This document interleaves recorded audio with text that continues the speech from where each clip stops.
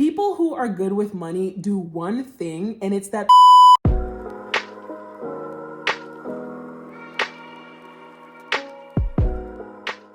Hey, I'm Sharla, aka The Working Writer. I'm a screenwriter, comedian, and the host of the Working Writer podcast. I'm also the creator of the Working Writer School, where I teach writers and creatives how to build a life and career they love. Now, I wanted to make this video because I'm one of those creatives who always felt like they were bad with money.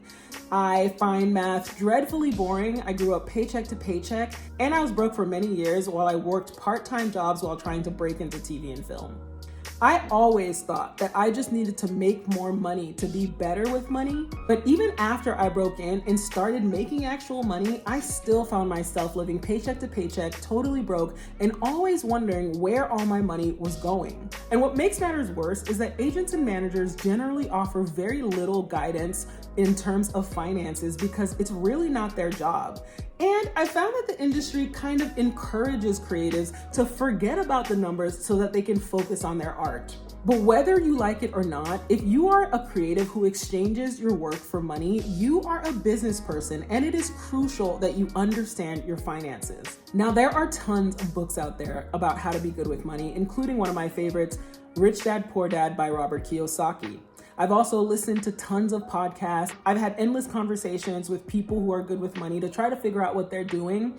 I've downloaded all the apps, and I've generally just been a giant nerd about trying to figure out how to be better with my money. And I'm here to tell you that being good with money is really very simple. People who are good with money do one thing, and it's that they prioritize saving above everything else. And I mean prioritize with a capital P. People who are good with money orient their entire lives around saving. Now, when I was broke, I hated hearing that being good with money was about how much you make, because it's hard to hear that when you're making minimum wage. But we've all heard those stories about millionaires and athletes losing their money overnight. And I personally had the experience of going from broke to making $4K a week in my first TV writer's room, only to continue to be broke and constantly be wondering what is happening with all of my money. That's because being good with money is 80% behavior and 20% math. So how do you put prioritizing saving into practice? By doing what's known as paying yourself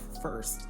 Now, you've probably heard this term before, but what does paying yourself first even mean? Well, if you're bad with money, then you're probably doing what feels like the right thing to do, which is paying all of your most pressing bills first, then saving whatever is left if there's anything left to save at all. But people who are good with money pay themselves first. That means that they save first before anything else, even bills, because they know that if they don't make saving a priority, then it either won't happen or there'll be nothing left to save with. Committing to saving a set amount of money every time you earn income is how to be good with money. Probably the easiest way to do this is to set up an automatic savings account that takes money out of your account regularly and puts it into a separate account from your checking account that you do not touch.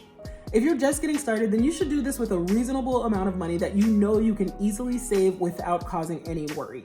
Let's say you commit to saving 10% of your income no matter what. So for example, if you make $1,000 a week, you commit to saving $100 a week. If you commit to saving that, then at the end of every month, you'll have $400 saved. And if you're someone who's curious about budgeting, but maybe find it a bit overwhelming or complicated, paying yourself first is an instant budget. You'll notice that after you've saved, the budget works itself out. The rest of the money goes to your expenses or whatever else you'd like to spend your money on. If you're just getting your finances together and have zero savings, and you're wondering how much should I even be saving, then I'd say a great first savings goal is $1,000 to use in case of emergency.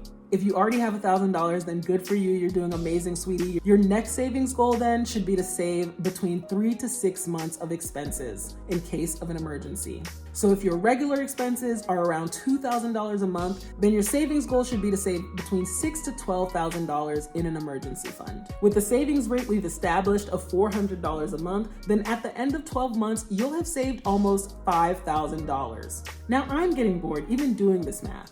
And that's because being good with money is so easy that it's boring. Saving should be something you do without even thinking about. It should be automatic. But this very boring habit has the power to transform your life. When you prioritize saving and commit to paying yourself first, you create peace of mind for yourself and for your family. You create freedom for yourself and you put yourself in a position to give. And the best part of it is, once you get started with prioritizing saving, you only get better and better at it over time. By year 2 or 3 of paying yourself first, you find more and more ways to save money and you create more and more freedom for yourself. Decide today to commit to making saving a priority by consistently paying yourself first. And one day you'll look up and all of a sudden you'll be good with money. That's all I've got for now. Until next time, get out there, get to work.